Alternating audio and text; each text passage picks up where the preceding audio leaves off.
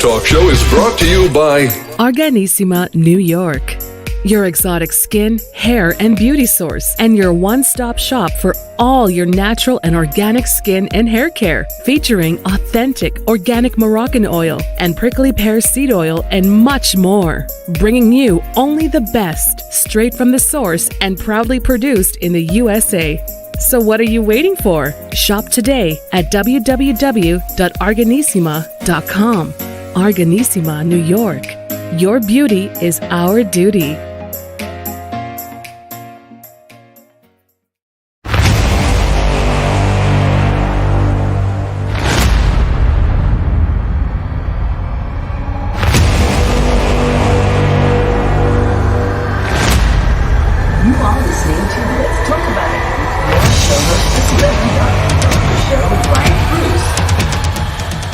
Hello, everybody. It is Dr. Cheryl Bryant Bruce, MD, the Celebrity Doc, and we are here again with Chatters That Matter.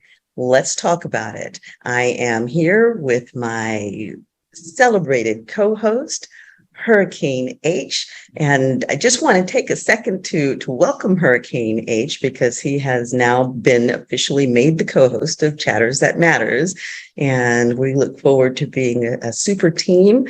Chatters That Matters brings you information that is geared to educate and entertain about anything and everything related to health. Today, we have with us an illustrious guest, Iman Aghay. Iman is a serial, and I mean serial entrepreneur.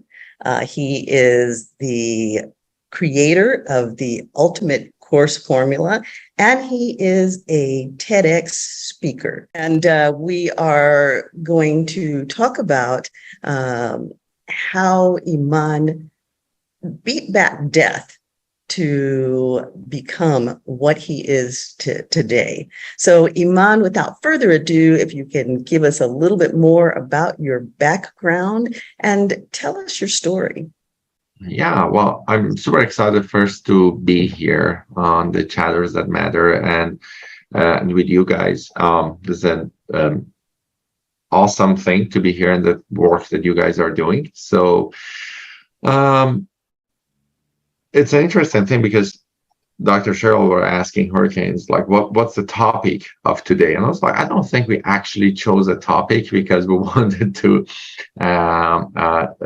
sit together and have a conversation about living life. And I think living life to its full purpose and defining that maybe for each individual, not that we define that for anyone, but giving them the tools and the mindset shift. So every person can actually do it for themselves. And I had a very unique experience several years back that I'm one of the lucky people in the world that got through that situation and got through that experience and made it alive, but changed the entire mindset of my life. But before getting to that experience, let me tell you the story of where I was in my life, where I got to that experience. So at the time that, like maybe about 15 years ago, I was living in Iran and I was a public speaker, but I had like bigger desires. I wanted to make a difference in people's lives. I wanted to impact hundreds of thousands of people. And at the time, my wife at the time and I decided to move to North America so I can expand my career in an international way because I wanted to speak English. I wanted to get a passport that allows me to travel easier. And so we moved to North America. We moved to Canada. And that was an easier path for us to move to Canada. And so we moved to Canada and as we landed here, we realized that our money is not going to follow us. Some stuff happened in Iran and our money got stuck. So we are like, okay, so we need to build everything from scratch. And I know that many people who had a dream gave up on so many amazing things in their life to make that dream come true, right? They did whatever it took. And so we were on our journey on the path of, let's do whatever it takes to bring our dream to reality, and kind of in a way I call the sacrifice path, the place that you're alive, you're like, well, for the next 2 years, I'm going to sacrifice like what I want to do. And then next thing you know, 5 years and 10 years and 20 years, you're still on the same sacrifice path that you were like 20 years ago, right? So we started on like kind of trying to find jobs, and I was like, I get whatever job I can. I was applying for any jobs and I could not find a single job because it was 2009. It was right after 2008 recession. There were hundreds of people that were out of work, and we got to a point that we needed to choose how many meals we eat a day. So like, we're like, okay, we're going to skip breakfast. We're going to skip lunch. We're going to just kind of have dinner. And then we got to a point that we knew that by the end of the month, we don't have the money to pay the rent. And there is a point in your life that you look at a failure and you say, I am not going to go through that failure. Like, I've had a lot of failures in my life, but that is not what I'm willing to do, right? And for me, it was like becoming homeless. And so I was on the countdown to become homeless, 30 days, 29 days, 28 days. And we got to 17 days away from becoming homeless. And I woke up that day and I realized I'm already homeless and I don't know it. Because I said, even if I find a job in the next 14 or 17 days, the first paycheck is going to come 14 days after, when I'm already homeless. So essentially, I'm already homeless and I don't know it, right? And then when you got to that failure point of your life that you're not willing to have, right, on your life, on your resume, right? That's the time that you stop all the bullshit story that you tell yourself why you can't do something, and you actually go and do the damn thing, right? And the bullshit story I was telling myself was, I'm a new immigrant. I can't speak English properly. I don't have family and friends. I don't have a network, so I can't start my own business. But then when I was 17 days away from becoming homeless, and I realized I'm already homeless and nobody's going to come and pay my rent at the end of the month, I'll be homeless at the end of the month, I was like, oh, crap. Forget about not being able to speak English. Forget about this. Forget about all of those things. Just get your ass out there, start building your business. And I did. And 3 days later, I found my very first customer who paid me $1,800. And that money paid the rent of the month and bought us some food. And the next month, the same client paid me another $1,800, and I found another client at $800 a month, which was my rent. So I got my rent covered by the monthly payment client, right? And then my wife got a job. And so like we started kind of paying the rent and like food and everything else. But then I found myself doing something that I never wanted to do, but I needed to do it. So I call it the golden handcuffs. Like you're in a place that you keep doing the work, you don't like the work, but you keep doing it, right? And that work for me was a web design company. So I started a web design company. Never wanted to be a web designer. I just so happened to know how to sell websites. I didn't even know how to design them. So during the day, like from 9 a.m. to 5 p.m., I would go out there and would meet people one-on-one. And then at 5 p.m., I would go to a networking event. From 6 p.m. to 9 p.m., I was usually at networking events to find appointments for tomorrow, right? To meet people. And then at 9 p.m., I would go home and then have dinner at 10, and then start learning how to design websites from 10 p.m. to 2 a.m., 3 a.m., sometimes 5 a.m., and design all the websites that I sold during the day, right? And then again, would sleep for a couple of hours and then again, go back to work, right? So I was stuck in this like golden handcuffs that I really needed to work, but I hated the work. And so I built that company to about 6 figures, and things were looking okay financially, finally. And one day I woke up, I was bleeding internally. And I was rushed to the hospital where doctors realized I've lost 60% of my blood. And well, usually they say if you lose 40% of your blood, you're at the chance of getting a heart attack or get serious things, and you're gonna die, right? So I lost 60% of my blood.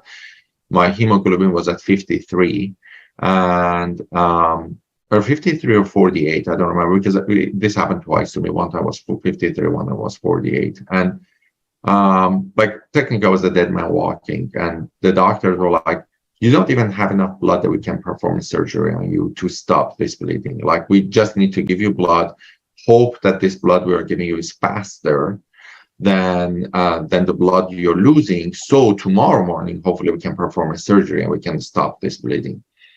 So they connected me to blood transfusion, and they left me and said, well, hopefully we're going to see you tomorrow morning. Now, Iman, what thoughts were going through your head at this time? You've been in a job that you've hated, and now basically this job that you've hated has given you ulcerations and it's causing, it's taking your health from you. What was going through your mind? Well, I was thinking, I was not thinking about the job, I was thinking about my life. I was thinking about what I made out of it. And the reality, and this is an interesting thing, because people think everybody is afraid of death.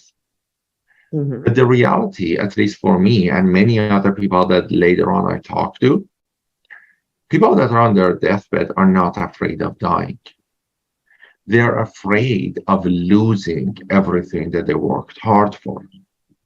They're afraid of losing their family. They're afraid of losing their friends. They're afraid of losing all the connections and the money. And like, they are afraid of losing everything they worked hard for. Mm-hmm. Mm-hmm. You know, and I know kind of like it makes sense that like you feel like they're both the same thing, but they are not.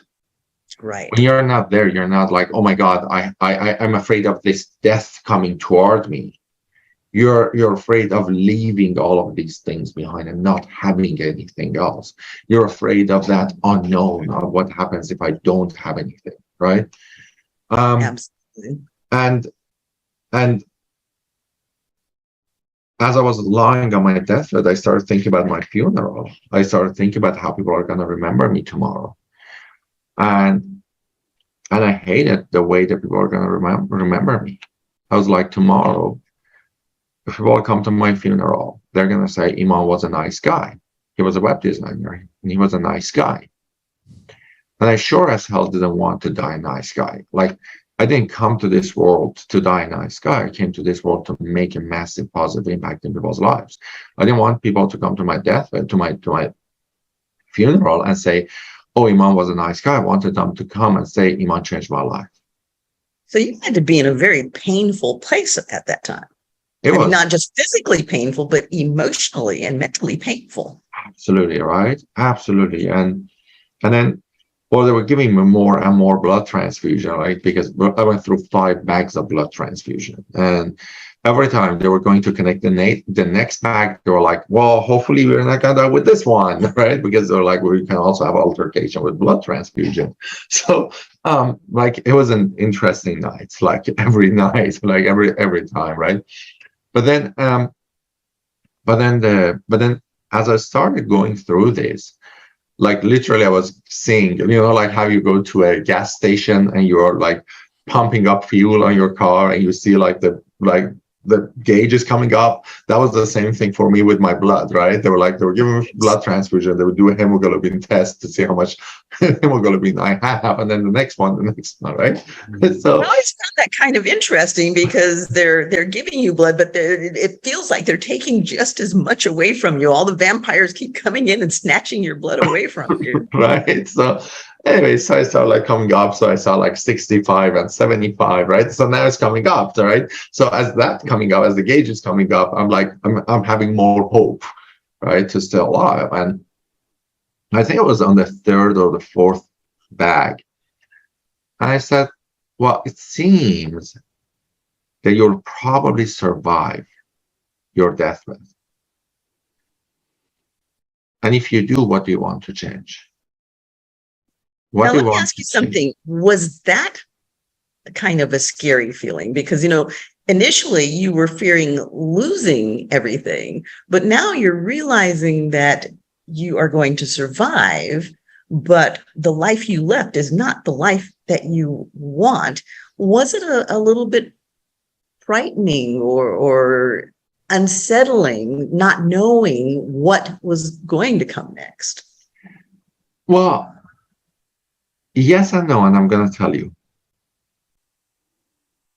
A person that is on their deathbed and just mentally experienced losing everything they had, right? I hadn't, but I was experiencing the loss, right? Right. So the reason that change is scary is because anything that involves change comes with loss, right?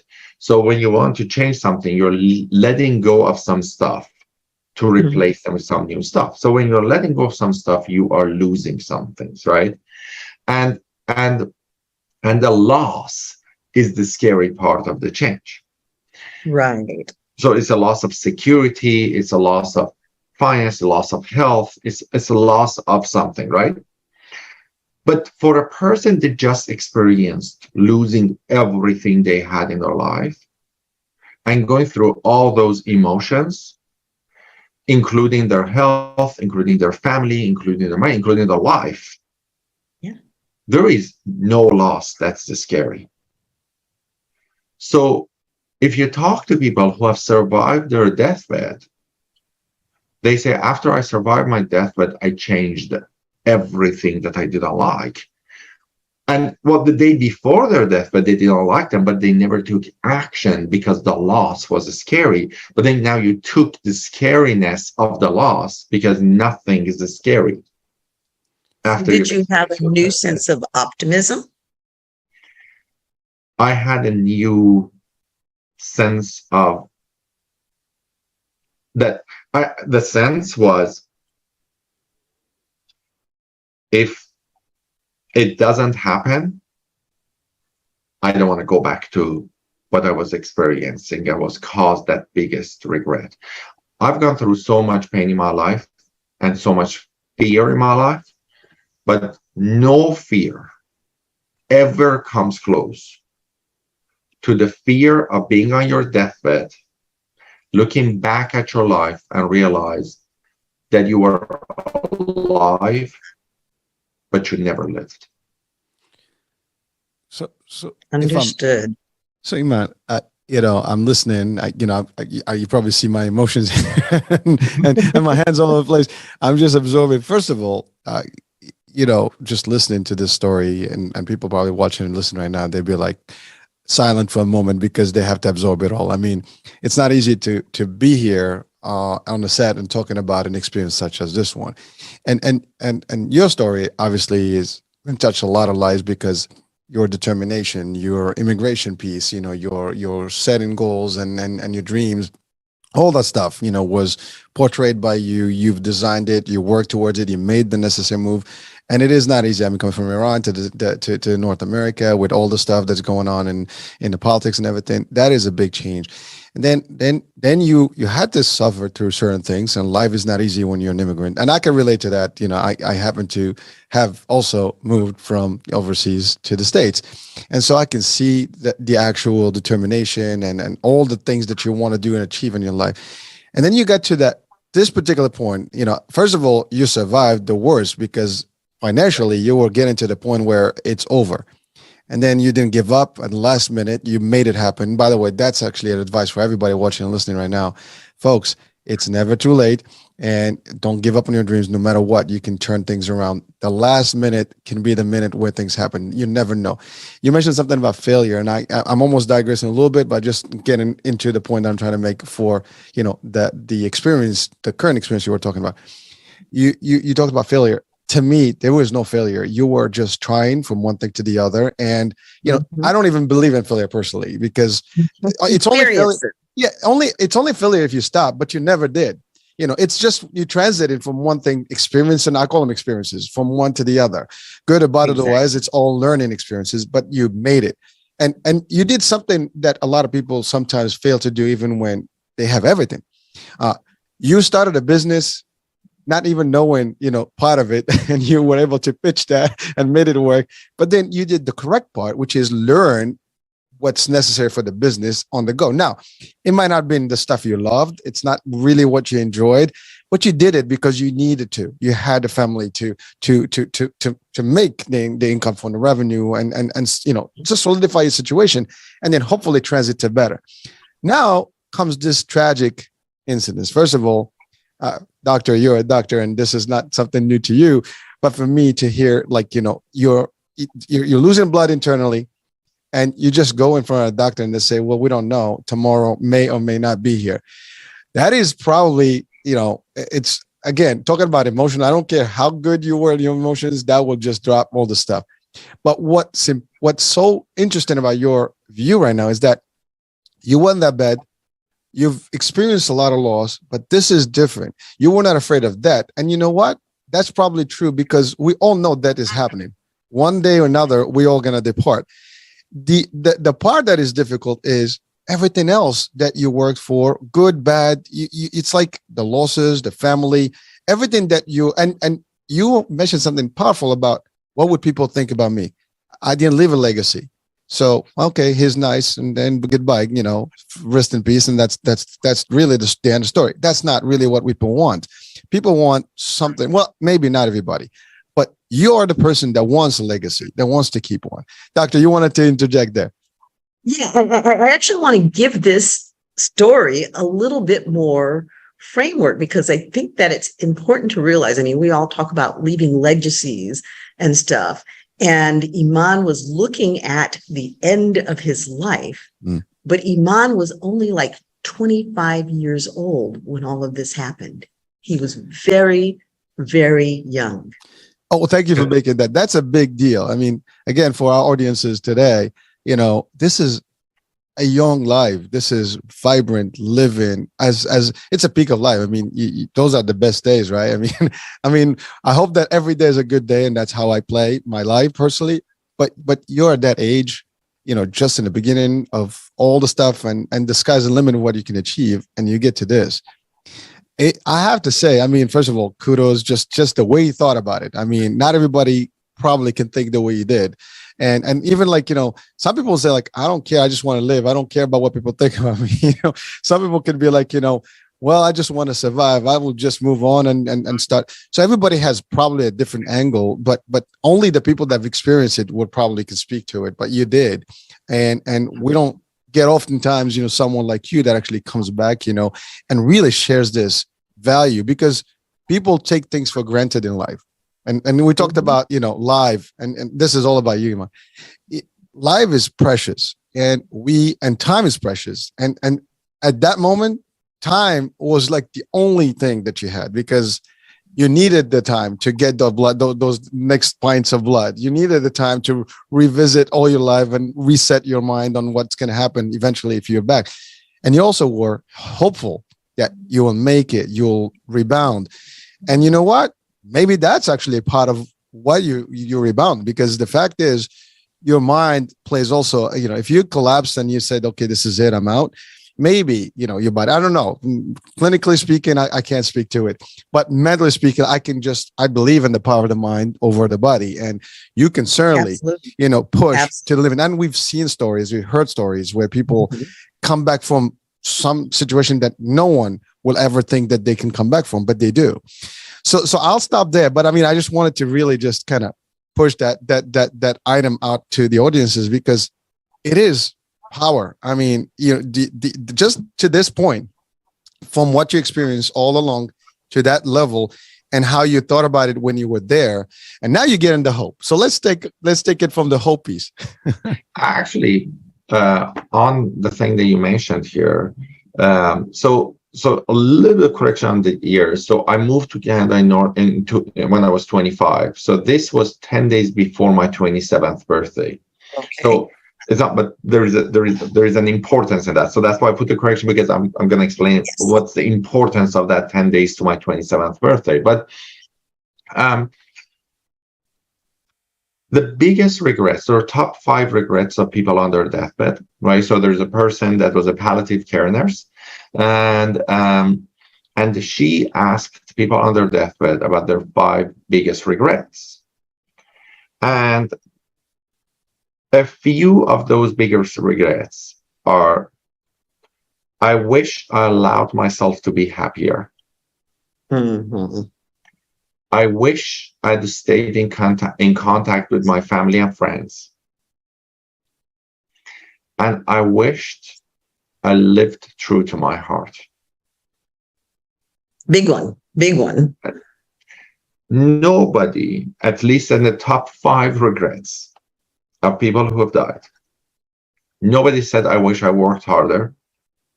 Nobody said, I wish I watched more TV. Nobody said, I wished I bought more stuff during sales. Nobody said, like,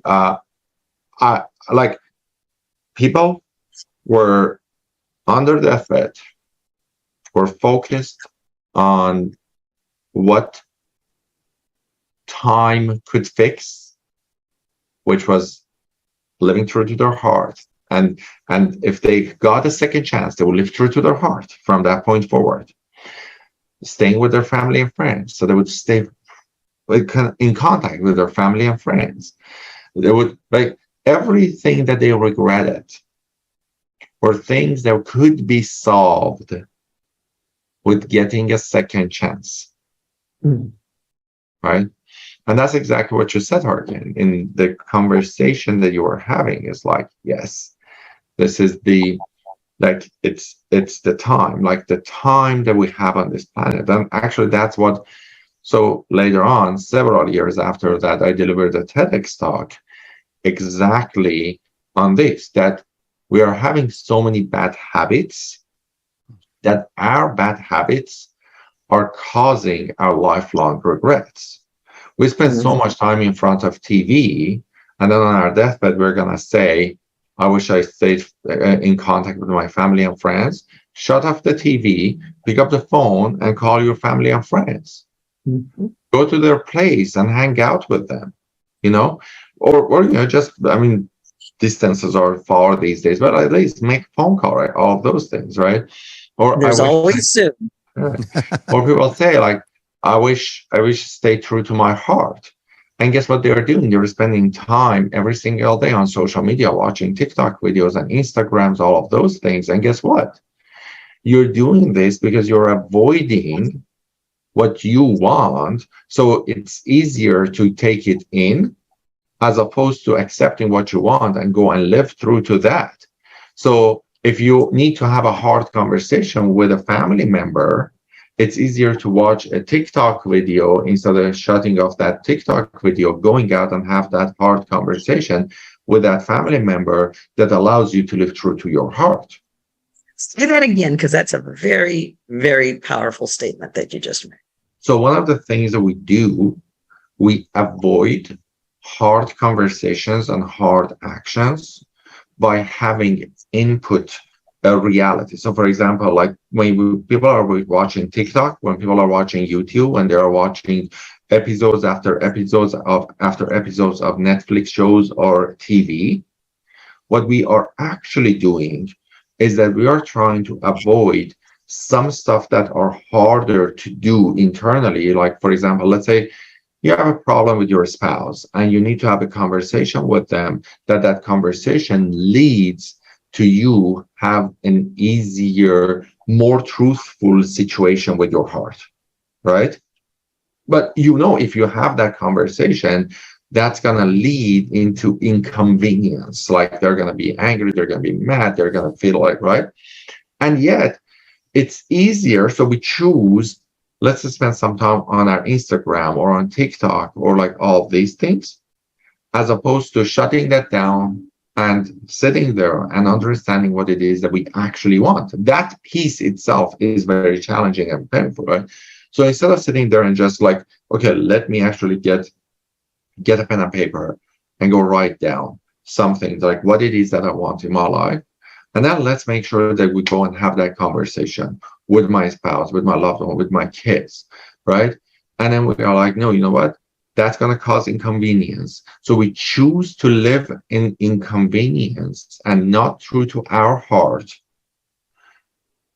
because it's challenging, and also but the person that and it represents some loss, right? What if this person decides to leave me? Then I'm not going to be loved and I'm going to die alone. So I much rather not live true to my heart and be loved than living true to my heart. But what the problem happens is that you are not you. You are not you. And you're not being loved for who you are. You're being loved for the convenience that you're providing to another person. And when you get on your deathbed, you look back and you're like, I never lived true to my heart. You settled. Interrupt you there, because that, again, that's a very poignant point. And so many people, women in particular, will live an alternate person, someone other than who they really are. They will sacrifice themselves. And the cost of that sacrifice is very, very steep, and usually is reflected by poor health, because it causes stress. Stress causes inflammation. It causes disease. So it's a very, very high price to pay, this inauthenticity to self, thinking you're pleasing somebody else. And the other part of that is usually on the other side of that, because you have not been authentically you. You do eventually start to change, because it becomes intolerable. And then the other person rejects the real you, because you're no longer serving their needs the way they want them served. They've developed a certain expectation, and now you are breaching the contract. And so it again leads to stress and discord. So that's a very, very important point that you bring, Iman. Yeah. And if I may, just to add one thing, I mean, you're talking about the concept where people, I refer to it as the ostrich effect. They just want to put their head down and let everything happen because they don't want to face the reality of things. Because to your point, it is difficult to face life or to face the real thing. And so maybe by escaping and not just looking the other way, things will happen. Eventually it gets to them, and to your point, doctor, it gets to them in a wrong way, because now they're overly stressed and everything else can happen to their mental health, physical health, you name it. And eventually the outcome will still be the same. They still might, dismantle that relationship. They still might, change, to, and just argue and whatever. And the outcome's still going to be bad. But if they faced it, head on in the beginning, and to your point, cherished every moment of their life and living a true self. Because to your point, I'm at a point personally today, and I say it loud and clear on videos, on shows and stuff. I really don't know. I mean, I want to live my life the way I want it. I can care less about what people think of me. I'm working on my legacy, as you mentioned. And you know what? I'm trying to do the best, with anybody that's in my world. I try to reach out to people, but sometimes not all this stuff can happen the same way you want it or expect it. And I'm not living to the expectation of others. That's the other part. We live because we're always looking at what other people think about us and how they see us, how they perceive it, but not because of how we want to live. And we wouldn't even realize that. I mean, your experience, you got that from the get-go. This is wrong. This is how I'm going to live. Most people don't realize that. And the only other thing that can actually close to death will be age. Because as you age, you become a lot more wise, and therefore you start figuring out for yourself, time is ticking. I might as well.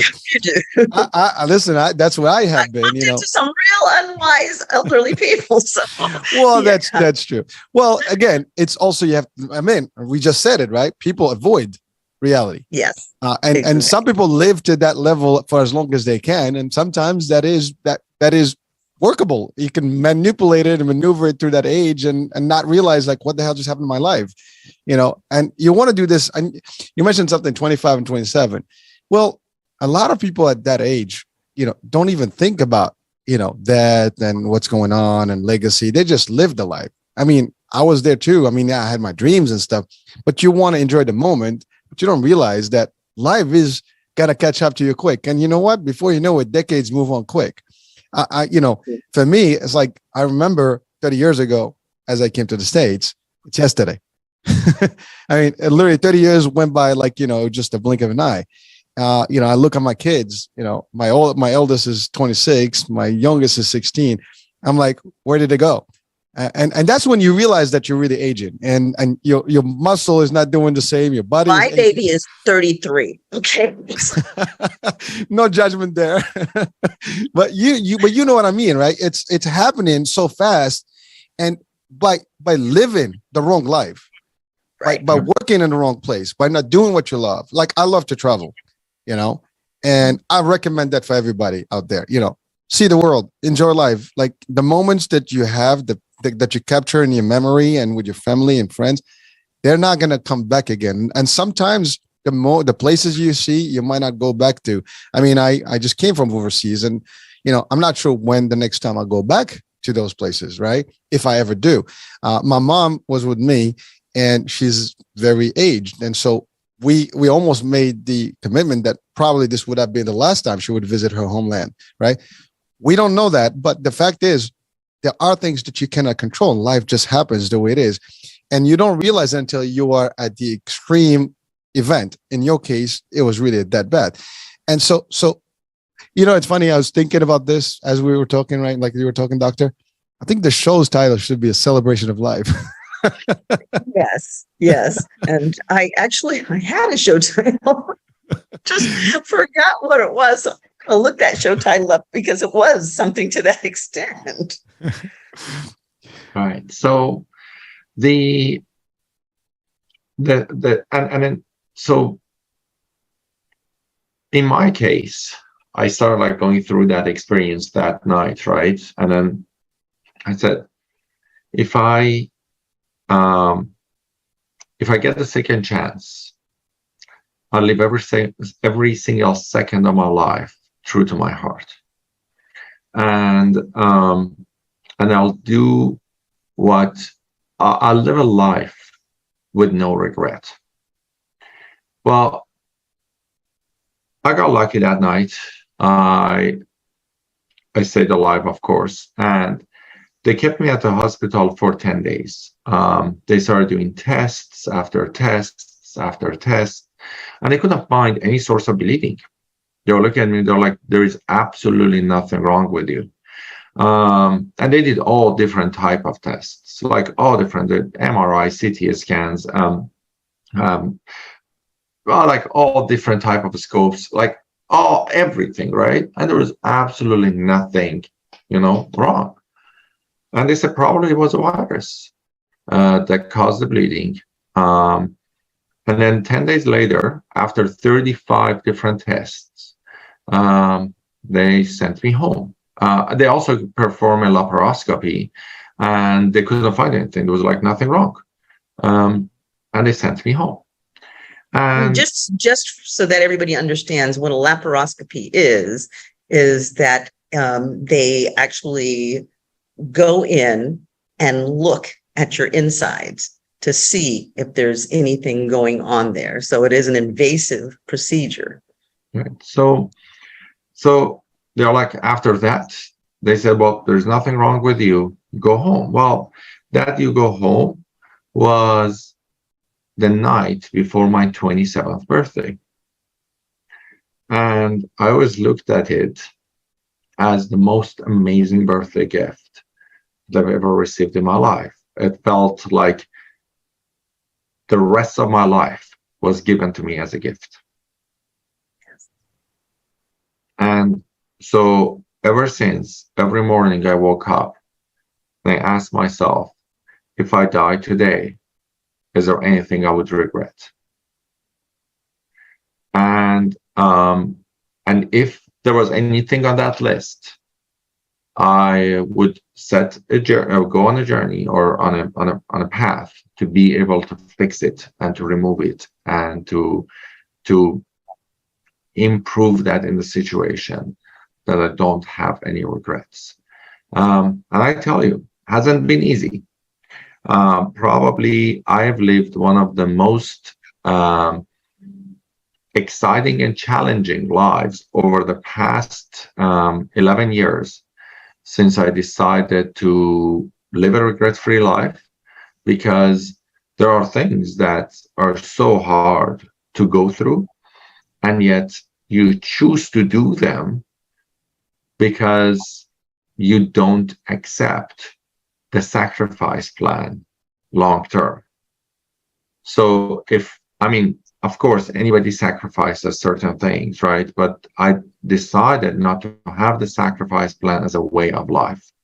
I didn't come to this world to sacrifice my life and die a person who's never felt that lived. We came to this world to live our best life and do the things that actually makes the biggest impact, or whatever it is that you choose. Every one of us has our own word, and so for some people, they came to this world for joy. For some people, came to this world for happiness. Some people came to this world for impact. Your word is your word, and as long as it's true to your heart, is true to your heart. And there is a chance that your word for some time is impact, for some time is joy, and for some time is happiness. And I know, for example, my word used to be success, and then that turned into fulfillment, and that turned into happiness. And so like that, it's just your word changes, as long as what you are doing is aligned, absolutely aligned with your heart and what you want to achieve, and you go for it and you live that. I believe you're in good health. Last year, I went on a 2,000-mile bicycle trip. So I rode my bicycle from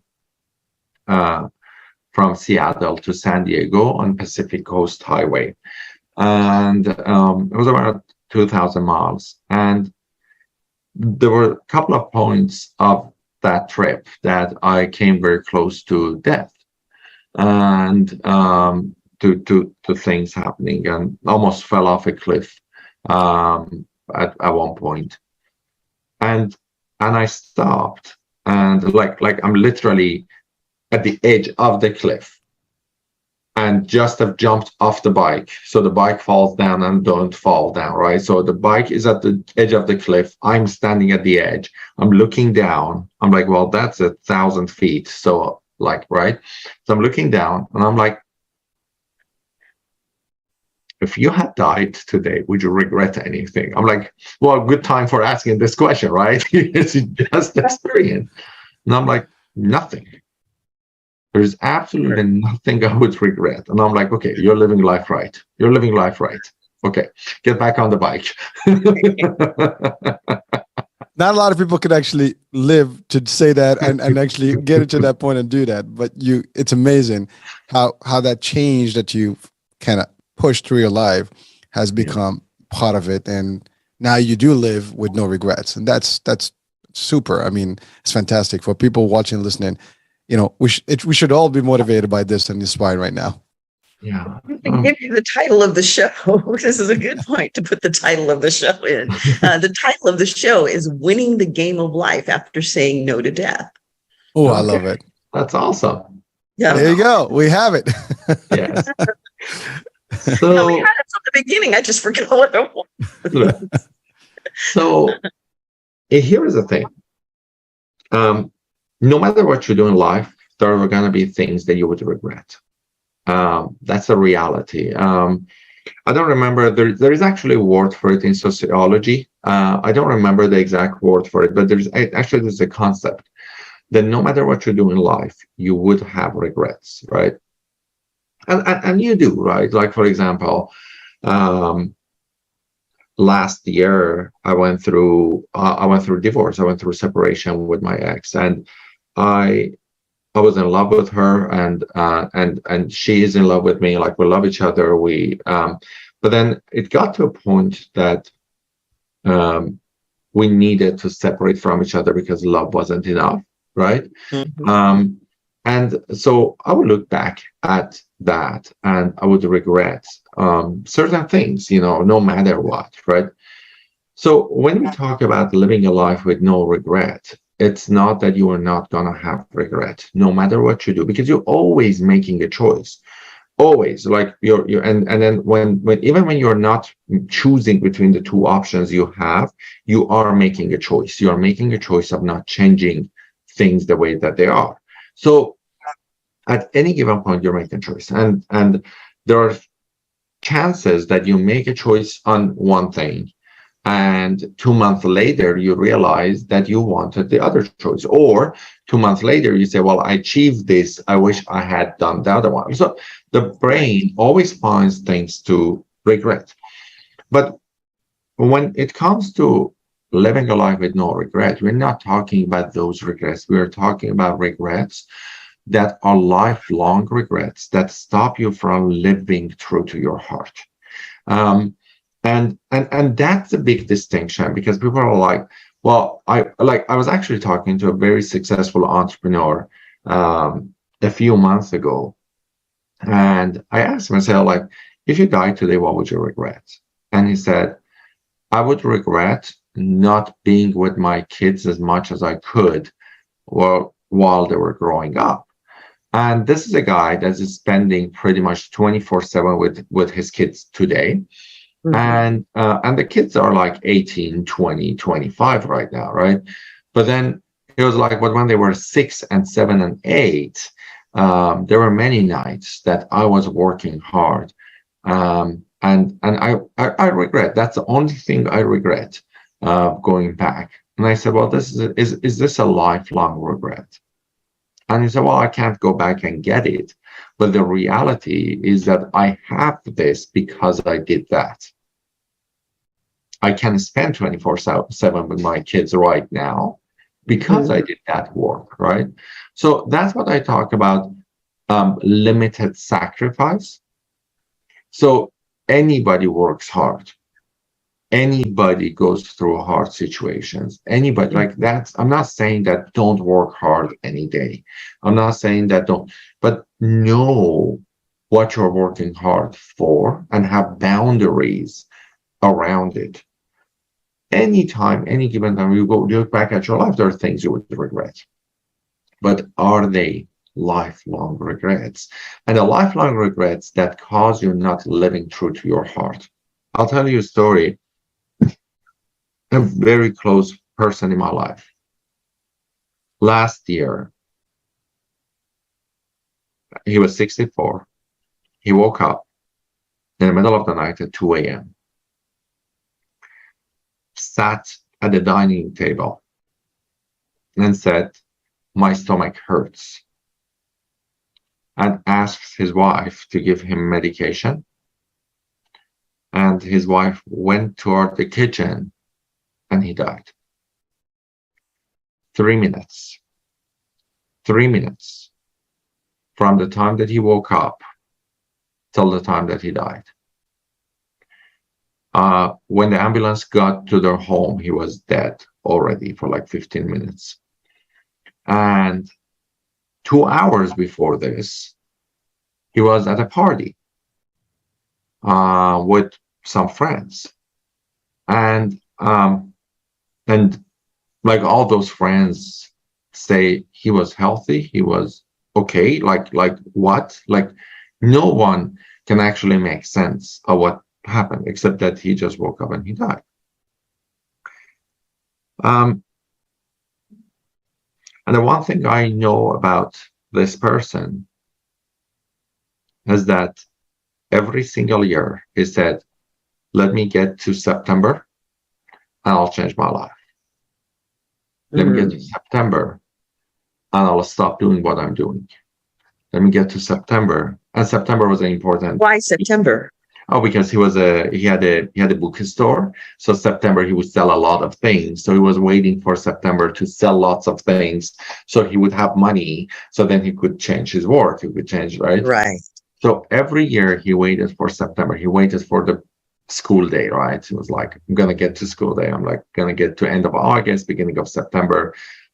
Got it. I'll have money. And then, right. So every single year. And I just so happened to know that for the past 30 years, he was waiting for the September. Mm-hmm. And don't do That's that. kind of similar to the story that I've heard you tell about your dad. Yeah, that's Yeah. exactly my dad, right? My dad was waiting for me to turn 18. So for the people that haven't heard that story, my dad was a really good entrepreneur, and he always worked really, really hard. And one time I asked him, when I was 12, I said, Dad, when do you want to stop all this crazy amount of work? And he said, as soon as you turn 18, I'm going to retire. And your mom and I have a plan to go buy an RV, and we want to travel the world. We want to go to Asia and Africa and Europe, and we're going to just travel the world with an RV. We're just waiting for you to turn 18. And then when I turned 15, my dad was diagnosed with a disease called ALS, also known as Lou Gehrig's disease. And when I turned 18, he passed away. He never retired. He never enjoyed his life, and he died with massive amount of regrets. And kind of seeing my dad's premature death and being on my deathbed 10 days before my 27th birthday, that combination made me who I am and got me on the path to do what I do, because I don't want to see lots of people go through that experience. So I'll just go out every day and try to tell people to live a life true to your purpose, build a business that's aligned with your purpose.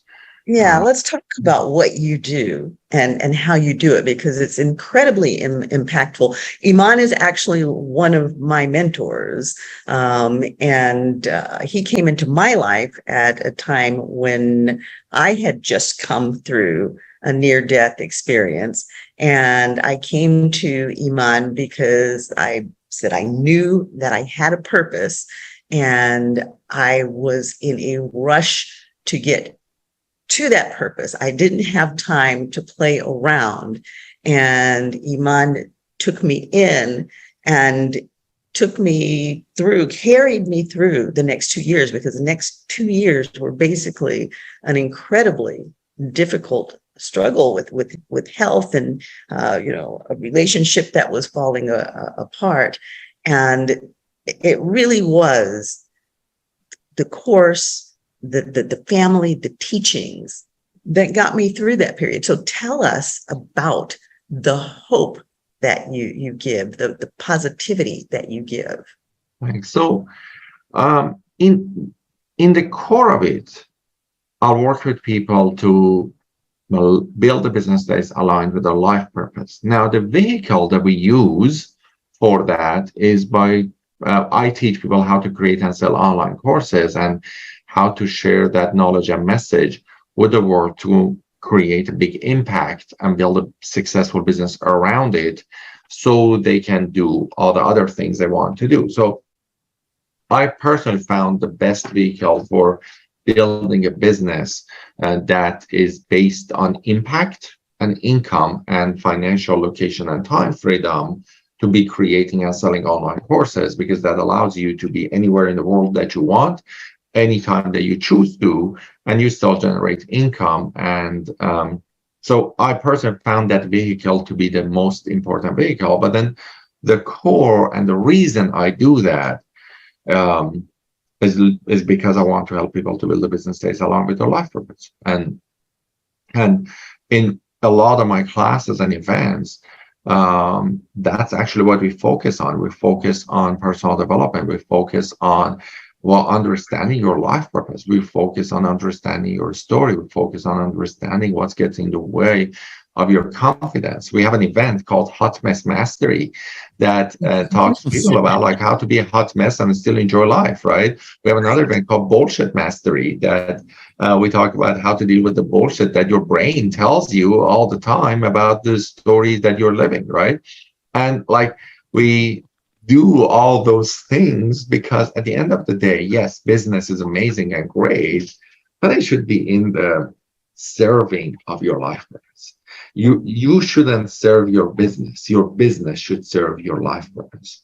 Your business is just a vehicle, and it takes a little bit of time for people to grasp this idea and to do this. But of course, people's lives change, and my goal in life is to make an impact in the lives of 100 million people, and I can't do that alone. So the way I'm doing it is by training 10,000 students, so each of them impact 10,000 clients' lives. So if I impact 10,000 people, help 10,000 people to make an impact in the lives of 10,000 clients each, now I've made an impact in the lives of 100 million people before I die.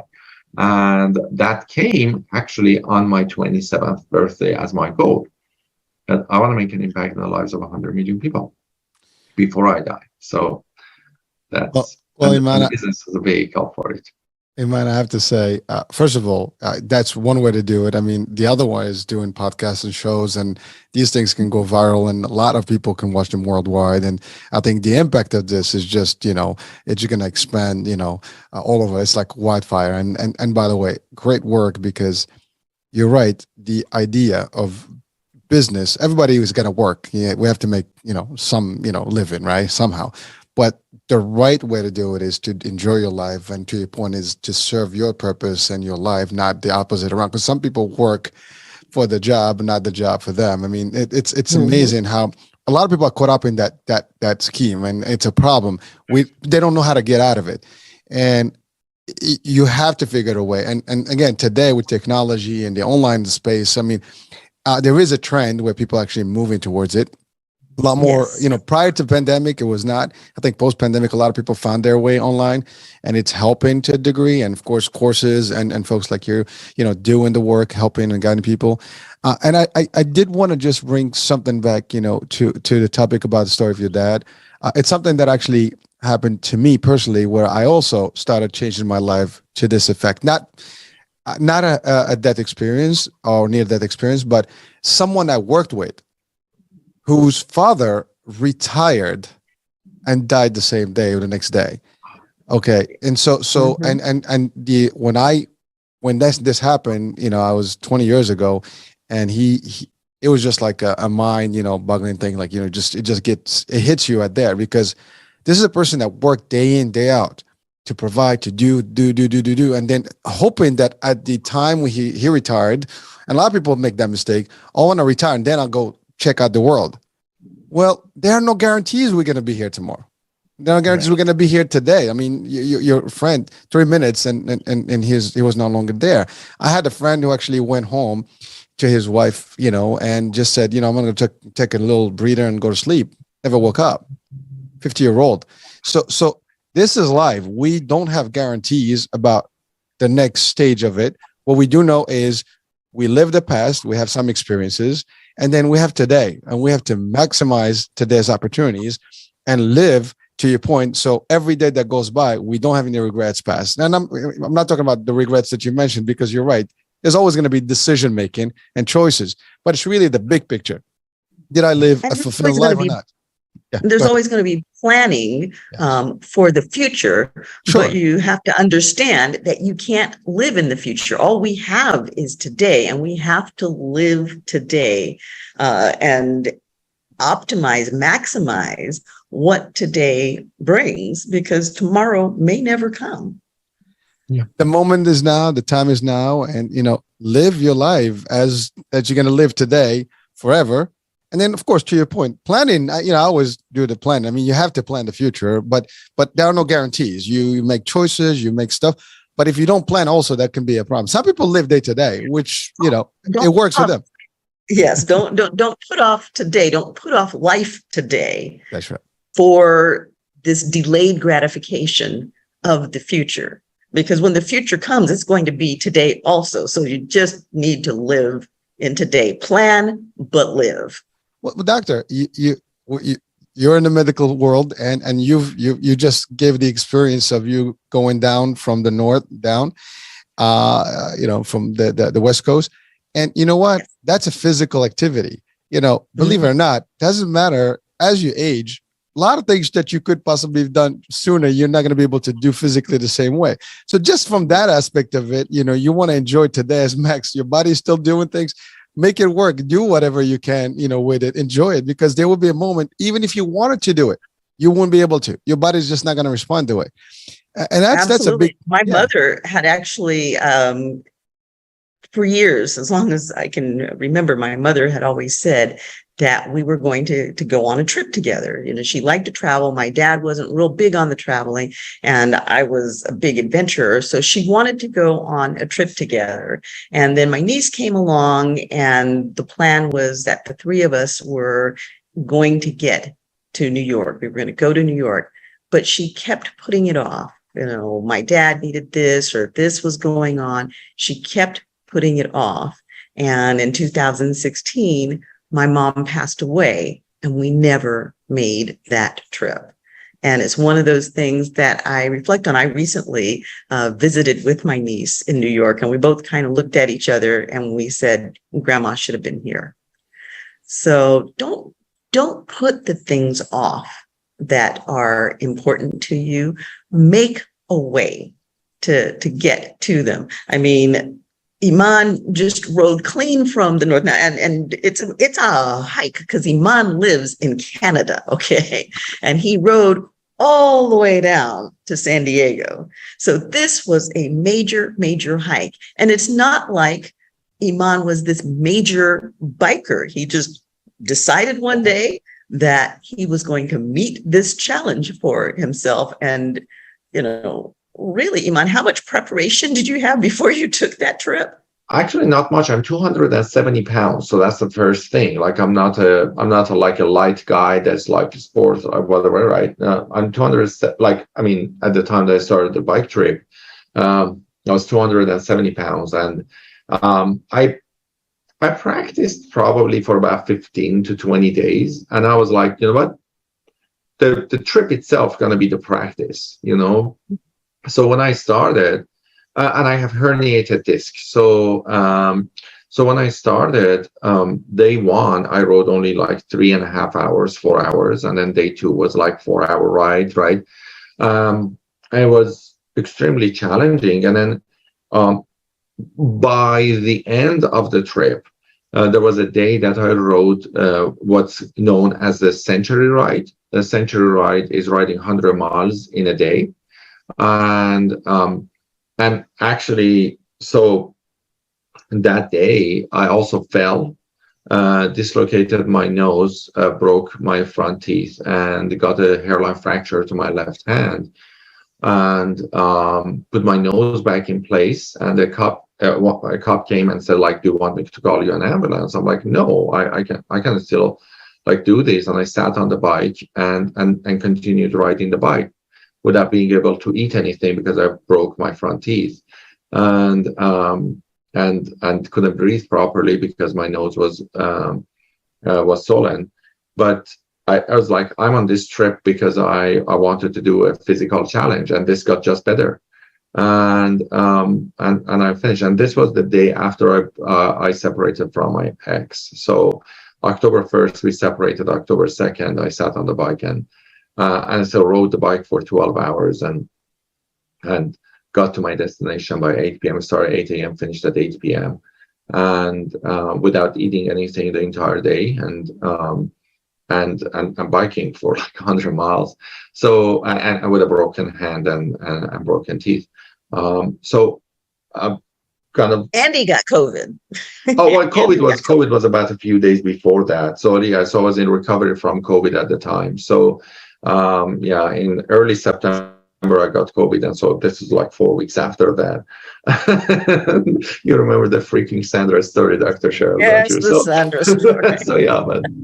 So the cab driver that was driving me to get my COVID shot had COVID. So I got COVID on the way to get COVID shots. But anyways, Iman, you do have a hard stop, right?